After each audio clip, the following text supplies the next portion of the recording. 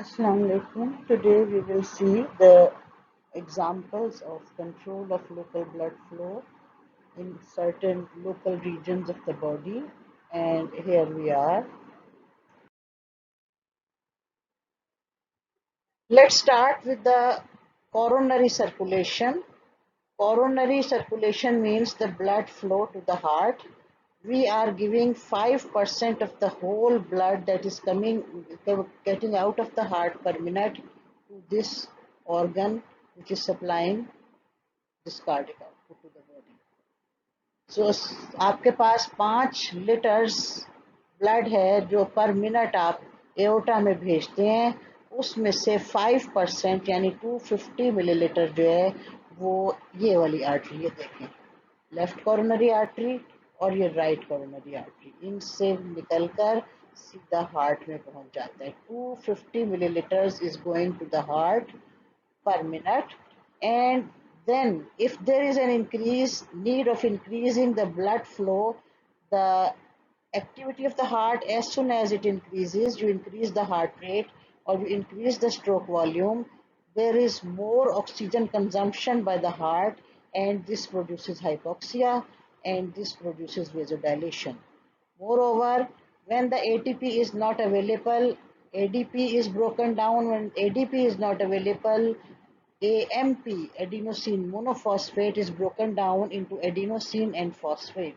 So this adenosine is now coming out of the heart muscle and it enters the blood vessels. As soon as it enters the blood vessels, it produces vasodilation, so that if there is less energy supply to the heart, like less ATP in the heart, this is going to produce local vasodilation. Then there is sympathetic control. Of course, the blood vessels that are supplying the heart have innervation from the sympathetic nervous system like all other body blood vessels.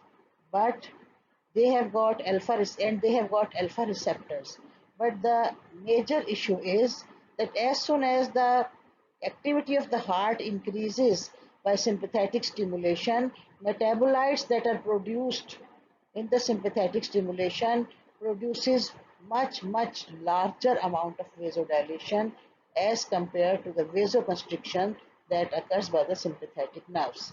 चलें इस बात को उर्दू में भी कर लेते हैं कि जो sympathetic nerves in blood vessels को सप्लाई करती हैं वो बाकी तमाम बॉडी की तरह इनमें कंस्ट्रिक्शन पैदा कर सकती हैं, लेकिन चूंकि सिंपैथेटिक नर्व्स के साथ ही हार्ट मसल के लिए जो पैगाम आता है सिंपैथेटिक एक्टिविटी का, वो होता है इंक्रीज हार्ट रेट और इंक्रीज फोर्स ऑफ कॉन्ट्रैक्शन. उनसे इतनी ज़्यादा एनर्जी वहाँ पर खर्च होती है कि वहाँ पर हाइपोक्सिया हो जाता है और वहाँ पर एडिनोसिन रिलीज हो जाती है. तो सिंपैथेटिक स्टिमुलेशन से जो ब्लड फ्लो कम होना था वाजो कंस्ट्रिक्शन से, वो कहीं दूर रह जाता है और जो मेटाबोलाइट्स हैं दे कॉज वेजोडाइलेशन. सो इस डायग्राम में जो चीज़ हम देख रहे हैं वो है कंट्रोल ऑफ कोरोनरी फ्लो की एक मुकम्मल पिक्चर. इसमें आपके पास जो मेटाबॉलिक एक्टिविटी है उससे जो मेटाबोलाइट्स प्रोड्यूस होते हैं उनमें पहला है डिक्रीज ऑक्सीजन. और डिक्रीज ऑक्सीजन जो है वो पोटेशियम एटीपी चैनल्स को नेगेटिव इफेक्ट देती है. नाइट्रिक ऑक्साइड जो है वो इससे प्रोड्यूस होती है और एडिनोसिन इससे मसल से बाहर आ जाती है, और इन तीनों का वेजोडाइलेटरी इफेक्ट है ब्लड वेसल के ऊपर. फिर मेटाबॉलिज्म इंक्रीज होने से इसके साथ साथ आपके पास PO2 कम होता है, PCO2 ज़्यादा होता है, हाइड्रोजन आयन जो है वो प्रोड्यूस होते हैं और पोटाशियम बाहर आ जाता है. इसकी वजह से आपके पास वेजोडाइलेटरी इफेक्ट आ जाता है on to the blood vessel. दूसरी तरफ अगर आप सिंपैथेटिक नर्व्स को देखें तो सिंपैथेटिक नर्व्स में अल्फा रिसेप्टर्स जो हैं वो वेजो कंस्ट्रिक्शन करवाते हैं, बीटा रिसेप्टर्स वेजोडाइलेशन करवाते हैं और वेगस नर्व वेजोडाइलेशन करवाती है. दो नेगेटिव इफेक्ट्स हैं इसमें और एक पॉजिटिव इफेक्ट है. तो अगरचे सिंपैथेटिक नर्व्स की सप्लाई से कुछ वेजो कंस्ट्रिक्शन होती है, लेकिन जो दो नेगेटिव इफेक्ट हैं वो एक पॉजिटिव इफेक्ट से ज़्यादा हैं, और इस वजह से यहाँ पर इवन सिंपैथेटिक नर्व्स भी वेजोडाइलेशन के लिए रिस्पॉन्सिबल होती हैं. दूसरी वजह सिंपैथेटिक नर्व्स की जो है, वेगस नर्व, सिंपैथेटिक नर्व की दूसरी वजह जो है जिससे ब्लड फ्लो ज़्यादा होता है वो ये है कि इससे activity of the heart increase होती है सिंपैथेटिक स्टिमुलेशन से, और जब मसल की एक्टिविटी इंक्रीज होती है तो इनडायरेक्टली ये लोकल मेटाबोलाइट्स के जरिए ब्लड फ्लो को ज़्यादा करता है। मायोजेनिक मैकेनिज्म में ये है कि जब भी आपके पास मसल जो है वो स्ट्रेच होगा तो वो कॉन्ट्रैक्ट कर जाएगा, और वो स्ट्रेच कब होगा, जब ब्लड फ्लो ज़्यादा होगा, और जब ब्लड फ्लो कम होगा तो मसल रिलैक्स कर जाएगा। ये आपका मायोजेनिक मैकेनिज्म है। और तीसरा, ये आपका हो गया एक मेटाबॉलिक, दूसरा ऑटोनॉमिक, तीसरा मायोजेनिक, चौथा आपके पास है सिस्टोलिक कंप्रेशन। इसके लिए मैं नीचे ये जो डायग्राम लाई हूँ ये है एपिकार्डियम पर चलने वाली कोरोनरी आर्टरी, जिसमें से पियर्स करके ब्लड वेसल्स एंटर हो रही हैं कार्डियक मसल में। जब ये कार्डियक मसल में एंटर होती हैं तो ड्यूरिंग सिस्टली जब मसल कॉन्ट्रैक्ट करता है तो ये खाली हो जाती हैं और blood supply to the cardiac muscle जो है वो कम हो जाती है। अब जो आपके पास मैकेनिकल इफेक्ट आया है कार्डियक कंप्रेशन का ड्यूरिंग मसल कंप्रेशन का ड्यूरिंग सिस्टली, मसल जो है उसके अंदर जो ब्लड वेसल्स हैं वो कंप्रेस हो जाती हैं ड्यूरिंग सिस्टली, उसकी वजह से ब्लड फ्लो कम हो जाता है, और जब डायस्टली होती है तो ब्लड फ्लो ज़्यादा हो जाता है। और आप यहाँ देखें ये है आइसोवॉल्यूमेट्रिक कॉन्ट्रैक्शन पीरियड, और इसमें ब्लड फ्लो जो है वो 250 मिलीलीटर पर मिनट से ये नीचे आ गया है, काफ़ी नीचे। फिर चूंकि सिस्टली के दौरान एओर्टा में ब्लड रिलीज हो रहा होता है तो थोड़ा सा ब्लड फ्लो, अगरचे ब्लड वेसल कंप्रेस हुई है कॉन्ट्रेक्शन के दौरान, फिर भी ज़रूर आता है। और फिर आइसोवॉल्यूमेट्रिक रिलैक्सेशन में सबसे ज़्यादा ब्लड फ्लो आता है, और फिर उसके बाद एओर्टा में से आहिस्ता आहिस्ता जैसे एओर्टा खाली होता है तो ड्यूरिंग डायस्टली कुछ ब्लड कम हो जाता है। तो आप ये देखें कि डायस्टली के दौरान जो है वो ब्लड फ्लो 250 से 300, 200, 250, 200 से 250, 300 मिलीलीटर पर मिनट के दरमियान चल रहा है, और सिस्टली के दरमियान जो ब्लड फ्लो है वो 100 से 80 से 100 मिलीलीटर पर मिनट के दरमियान चल रहा है। तो इसका मतलब ये हुआ कि during systole the blood flow is less, during diastole the blood flow is more in the heart. इस वक्त हम जो कंट्रोल कर रहे हैं वो कर रहे हैं सिर्फ उतना जितना आपके इस चैप्टर में दिया हुआ है। बाद में जब आप लोगों को कोरोनरी सर्कुलेशन, सेरिब्रल सर्कुलेशन वगैरह जब अलग अलग चैप्टर्स में पढ़ाई जाएगी वहाँ हम डिटेल से बताएंगे। सबसे इम्पोर्टेंट जो है सेरिब्रल सर्कुलेशन में जो 15% है of the cardiac output is local metabolic control. Carbon dioxide and hydrogen ions, if they are produced because of increased metabolism of one part of the brain or whole of the brain, सारों का तो इकट्ठे में नहीं होता। अगर आप कुछ पढ़ रहे हैं तो आपकी आंखों वाले एरिया में जो सप्लाई होता है ब्रेन से वहाँ पर ज़्यादा कार्बन डाइऑक्साइड और हाइड्रोजन प्रोड्यूस होंगे, या फिर आप अगर एक्सरसाइज कर रहे हैं तो आपके किसी और एरिया में ज़्यादा ब्रेन सेल्स जो हैं वो एक्टिव होंगे। तो जहाँ वो एक्टिव होंगे वहाँ पर कार्बन डाइऑक्साइड ज़्यादा प्रोड्यूस होगी और हाइड्रोजन आयन ज़्यादा प्रोड्यूस होंगे, और वो जो हैं वो ब्लड वेसल्स को उस एरिया में डायलेट कर देंगे। So this is local metabolic control. Sympathetic control में लीस्ट इंपॉर्टेंट मैकेनिज्म है, क्योंकि बहुत कम अल्फा रिसेप्टर्स हैं जो सेरिब्रल ब्लड वेसल्स को सप्लाई कर रहे हैं, तो ना उसके ऊपर सिंपैथेटिक स्टिमुलेशन आप करें तो ना उसके अंदर कोई ब्लड वेसल्स के अंदर अल्फा रिसेप्टर्स हैं, ना वो कंट्रैक्ट करेगा। मैकेनिकल इफेक्ट्स ये हैं कि अगर आप इंट्राक्रेनियल प्रेशर बढ़ा देंगे तो सेरिब्रल ब्लड फ्लो कम हो जाएगा। अगर आप यहाँ पर कहीं एडीमा हो गया है, या यहाँ पर सीएसएफ ज़्यादा बन गया है, या ड्रेनेज ऑफ सीएसएफ कम हो गई है, तो अब इसमें ब्रेन ने भी रहना है, इसमें ब्लड ने भी रहना है, इसमें सीएसएफ ने भी रहना है, तो फिर सीएसएफ ज़्यादा हो जाएगा तो फिर ये कंप्रेस हो जाएंगी ब्लड वेसल्स, और इसकी वजह से सेरिब्रल ब्लड फ्लो कम हो जाएगा। तो मसल ब्लड फ्लो जो कि 20% ऑफ द कार्डियक आउटपुट है, उसमें local metabolic control during exercise important है, और जब एक्सरसाइज करते हैं तो लैक्टिक एसिड, एडिनोसिन और पोटाशियम प्रोड्यूस होते हैं जो कि वेजोडाइलेटर्स हैं। सिंपैथेटिक नर्व्स जो हैं वो एट रेस्ट इसको स्टिमुलेट, इसके लिए मोस्ट इंपॉर्टेंट हैं। अल्फा 1 रिसेप्टर्स जो हैं वो वाजो कंस्ट्रिक्शन करेंगी, और बीटा 2 रिसेप्टर्स पर जब अफेक्ट होगा तो वाजो डायलेशन हो जाएगी। ये इसका एट रेस्ट सिंपैथेटिक कंट्रोल है। और फिर एक है मैकेनिकल इफेक्ट जब मस्कुलर एक्टिविटी होगी तो there will be decrease in the blood flow. इसको आप यहाँ देखें, at rest this is the blood flow. When the muscle starts contracting there is decreased blood flow due to compression of a contracting muscle on the blood vessel that is supplying that muscle। अब जब contract करके वो relax किया तो muscle blood flow बढ़ गया, फिर उसके बाद कॉन्ट्रैक्ट किया मसल ब्लड फ्लो फिर कम हो गया, लेकिन ये बेस लाइन से अभी भी ज़्यादा है because local metabolites are keeping the blood vessel little dilated for increase supply to the muscle. उसके बाद आप देखें कि जैसे जैसे आप एक्सरसाइज करते जाते हैं maximum blood supply, maximum vasodilation to the metabolites वो भी ज़्यादा है, और मिनिमम वेजोडाइलेशन जो कि मसल की कॉन्ट्रैक्शन से जिस वक्त वो कंप्रेस हुई हुई है ब्लड वेसल, वो भी रेस्टिंग कंडीशन से ज़्यादा है। ठीक है, सो आप ये देख रहे हैं कि मसल ब्लड फ्लो पीरियोडिक है ड्यूरिंग रिदमिक एक्सरसाइजेस, लेकिन बेस लाइन से हर सूरत में ज़्यादा है, चाहे वो उस वक्त मिनिमम हो जिस वक्त compression of the contracting muscles on the blood vessels हो रही है और ब्लड फ्लो सबसाइड कर रहा है, या उस वक्त जब मैक्सिमम ब्लड फ्लो उसमें आ रहा हो, जब मसल रिलैक्स कर रहा है रिदमिकली और उसमें गश कर रहा है ब्लड इनटू द मसल। अब बारी आ गई है स्किन की। स्किन सर्कुलेशन जो है वो 5% ऑफ द कार्डिक आउटपुट है। ये किस वक्त है, इतनी बड़ी स्किन है, skin is the largest organ of the body, और उसकी सर्कुलेशन जो है उसको 5% कार्डिक आउटपुट का स्किन को मिलता है, और ये 250 मिलीलीटर बनेगा for the whole of the body skin. इसमें आपके पास लोकल मेटाबॉलिक कंट्रोल इम्पॉर्टेंट नहीं है। क्यों इम्पॉर्टेंट नहीं है? क्योंकि स्किन मेटाबॉलिज्म इतना ब्लड फ्लो नहीं मांगती, जब ज़रूरत ही नहीं है तो ना उसका मेटाबॉलिज्म ज़्यादा है, ना उसमें कोई ज़्यादा हाइपोक्सिया होता है, ना उसमें कोई मेटाबोलाइट्स कार्बन डाइऑक्साइड ज़्यादा प्रोड्यूस होती है, ना उसमें कोई हाइड्रोजन आयन ज़्यादा प्रोड्यूस होते हैं। उसको जो ज़िंदा रखने के लिए जितने ब्लड फ्लो की और मेटाबॉलिज्म की ज़रूरत है वो इतना इतना ज़्यादा नहीं है कि उसकी वजह से वेजोडाइलेशन हो जाए।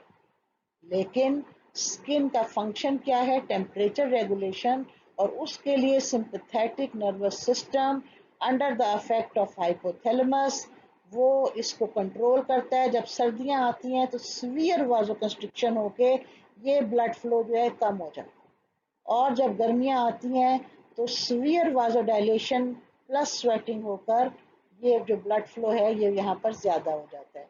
तो स्किन सर्कुलेशन जो कि आप पढ़ चुके हैं, टेम्परेचर रेगुलेशन जो कि आप पढ़ चुके हैं, उसमें सिर्फ दो ही बातें इंपॉर्टेंट आपके लिए आज रिवाइज करने की, जबकि हम लोकल ब्लड फ्लो कर रहे हैं, वो ये हैं कि लोकल मेटाबॉलिक कंट्रोल स्किन के लिए इम्पॉर्टेंट नहीं है क्योंकि metabolic needs of the skin बहुत थोड़ी हैं। हाँ, sympathetic control for temperature regulation इसके लिए बहुत इम्पॉर्टेंट है, और वही इसमें ड्रास्टिक इंक्रीज और decrease in the blood flow करता है।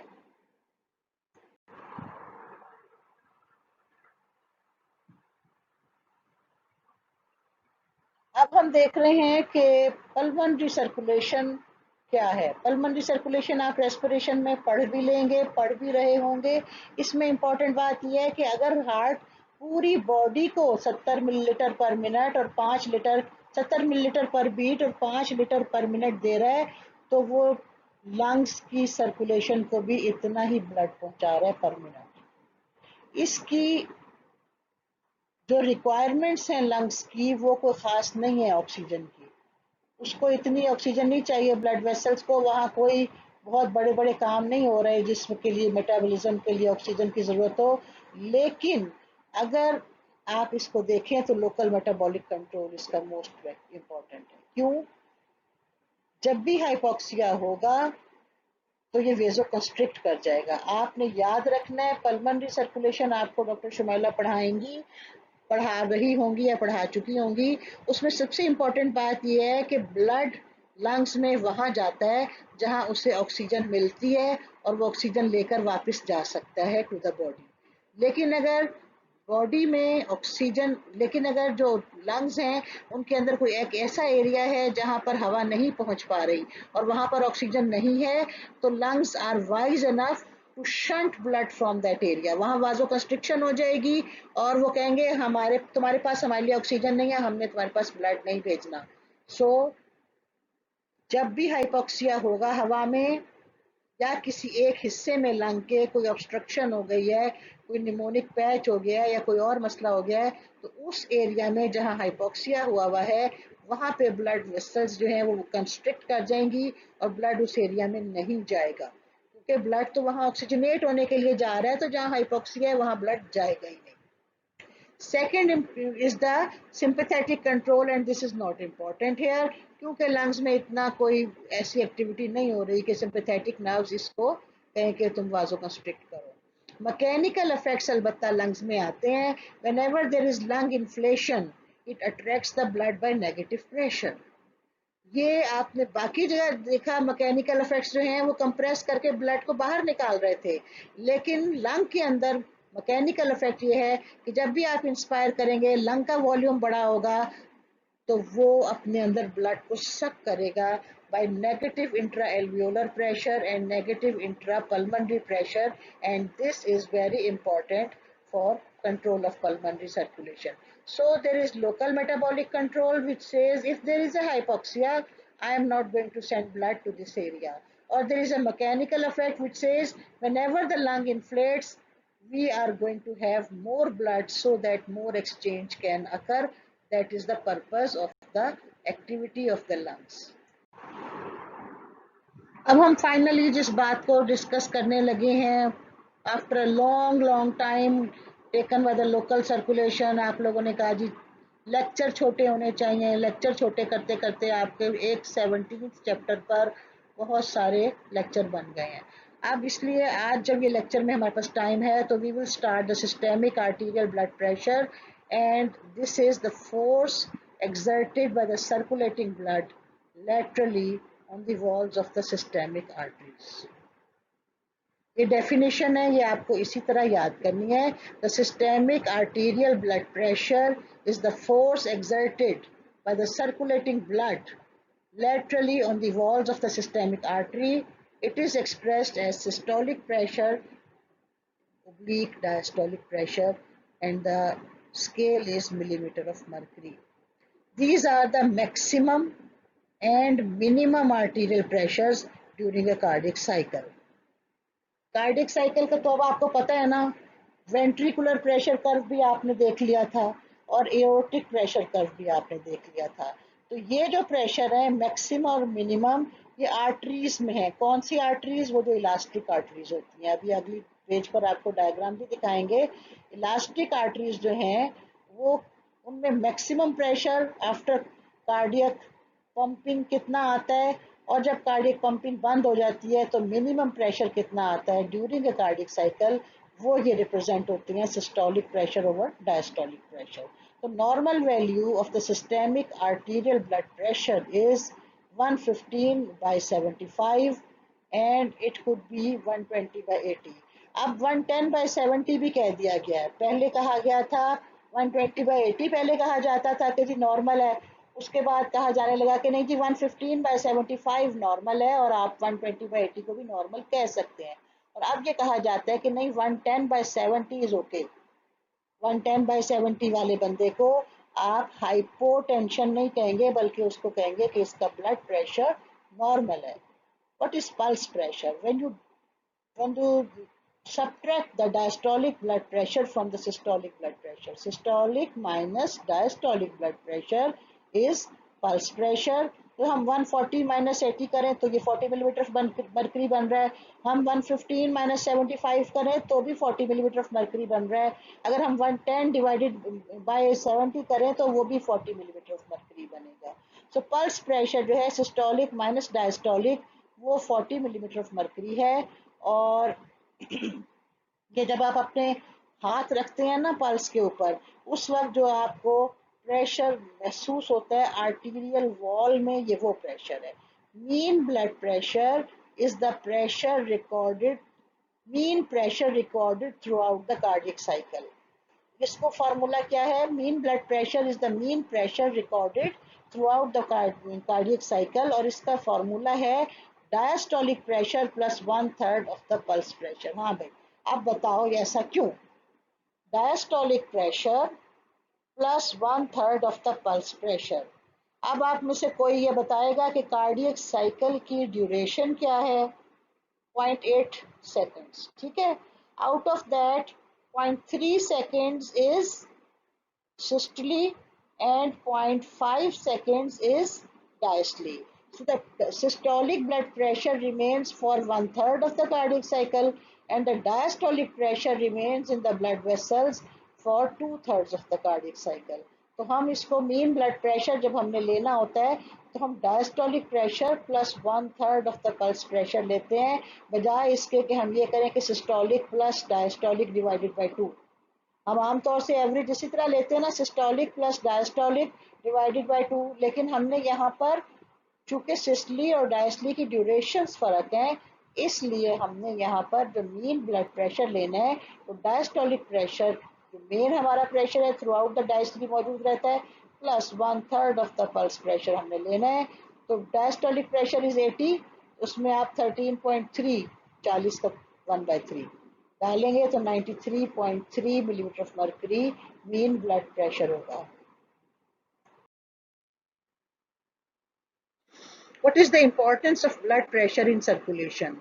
आपको it is the force exerted by the circulating blood laterally on the walls of the blood vessels to let it flow against resistance in the blood vessels. हमने जो सबसे पहले dynamics of haemodynamics किए थे उसमें हमने कहा था F is equal to delta P over R. हमें ब्लड को फ्लो कराने के लिए थ्रू अ ब्लड वेसल किस चीज की जरूरत है? डेल्टा पी की जरूरत है, प्रेशर की जरूरत है, फोर्स की जरूरत है। वो फोर्स कहाँ इस्तेमाल होगी? रेजिस्टेंस को ओवरकम करने के लिए, ठीक है। तो एओर्टा जो है इसके अंदर आप देख रहे हैं कि कोई प्रेशर ड्रॉप नहीं किया, मीन आर्टीरियल प्रेशर, ठीक है। तो क्या हुआ है कि 120/80 एओर्टा हो या फेमरल आर्टरी हो या ब्रेकियल आर्टरी हो, उन सब में इलास्टिक आर्टरीज हैं जिनके अंदर कंप्लायंस है प्रेशर के लिए, और इनमें से जब ब्लड फ्लो करता है तो कोई रेजिस्टेंस नहीं होती, बल्कि इलास्टिसिटी ऑफ द फाइबर्स उसको हेल्प, ब्लड वेसल्स उसको हेल्प करती है to go let the blood go ahead, compress करके इलास्टिक रिकॉइल के जरिए। So these are the waves, mean arterial pressure and the pressure waves 120/80 in large arteries। और फिर आप देखते हैं कि जब हम जिस आर्टरी पे हमने पहुंचना है, समझे हमने अल्नर आर्टरी पे पहुंचने के बाद सुपरफिशियल पामल आर्च बनाई, उससे बहुत स्मॉल आर्टरीज दे दी जिनमें मसल अब बनना ज़्यादा हो चुका है और इलास्टिसिटी कम हो गई है। फिर आप आर्टीरियोल्स और माइक्रो सर्कुलेशन पर आ गए जहाँ से आपने उंगलियों को ब्लड सप्लाई करना है। तो उस वक्त जब उंगलियों को ब्लड सप्लाई करना है तो जो आर्टीरियोल्स में से गुजरना है वो बहुत नैरो है, 20 माइक्रोन मीटर उसका साइज है, डायमीटर है, जबकि एओर्टा का डायमीटर 2.5 सेंटीमीटर स्क्वायर है। 2.5 सेंटीमीटर स्क्वायर एओर्टा का साइज है, आर्टीरियोल का 20 माइक्रोन साइज है। तो वो जब उसमें से ब्लड ने गुजरना है तो तंग गली में से गुजरने के लिए बहुत ज़्यादा फोर्स लगानी पड़ती है। इस तरह से ये ब्लड प्रेशर जो यहाँ इतना ज़्यादा है, अब वो सारा जोर लगा लगा के ब्लड वेसल आर्टीरियोल में से गुजरता है ब्लड, और तब कहीं जाकर वो कैपिलरीज तक पहुँचता है। तो जो बॉडी के आर्टीरियोल्स हैं, हर आर्टीरियोल लोकल सर्कुलेशन का, वो पहले आपसे यहाँ पर गुजरने के लिए आर्टीरियोल में से ब्लड को जो प्रेशर चाहिए था वो बड़ी लार्ज इलास्टिक आर्टरी ने सेव करके रखा हुआ था। हार्ट ने ये प्रेशर दिया था, इलास्टिक आर्टरीज ने इसे संभाल के रखा हुआ था, और अब ये आर्टीरियोल्स में से गुजरते वक्त इस्तेमाल हो गया है। कैपिलरीज में चूंकि वहां तक आते आते तमाम पल्सेटाइल ब्लड फ्लो खत्म हो चुका होता है, टिश्यू फ्लूइड बनता है, रीअब्जॉर्ब होता है। तो टिश्यू फ्लूइड बनने के लिए arterial end of the capillary पर प्रेशर ज़्यादा है, venous end of the capillary पर प्रेशर कम है, और यहाँ से टिश्यू फ्लूइड फॉर्मेशन और न्यूट्रिशन टू द टिश्यूज पहुँचती है and then they go to the venules. Right atrium में हमारे पास जीरो प्रेशर है, और यहाँ वेन्स यहाँ से लेकर यहाँ तक राइट एट्रियम तक वेन्यूल्स और वेन्स में से जो ब्लड गुजर रहा है वो प्रेशर ग्रेडियंट डेल्टा पी, यहाँ पर भी 10 मिलीमीटर ऑफ मर्करी का बन रहा है, जिसकी वजह से हार्ट को ब्लड वापस जा रहा है और फिर उसके बाद हार्ट में से निकलकर फिर उसने दोबारा से ब्लड वेसल्स में जाना है। So this is very important कि आपको ये पता हो कि अगर किसी पेशेंट के अंदर ब्लड प्रेशर कम है, हार्ट की कमज़ोर ब्लड पंपिंग एक्शन की वजह से, तो फिर वो आर्टीरियोल से गुजरकर कैपिलरीज तक जाते जाते बहुत कम हो जाएगा और टिश्यू फ्लूइड नहीं बन सकेगा। टिश्यू फ्लूइड नहीं बन सकेगा, न्यूट्रिशन नहीं पहुंच सकेगी टिश्यूज को। तो इसलिए हमारी बॉडी में हार्ट से बहुत ज़्यादा फोर्स के ज़रिए ब्लड वेसल्स में पंप किया जाता है और फिर ये ब्लड प्रेशर जो है हेल्प करता है, डेल्टा पी हेल्प करता है to overcome the resistance and then gives nutrition to the tissues. Thank you.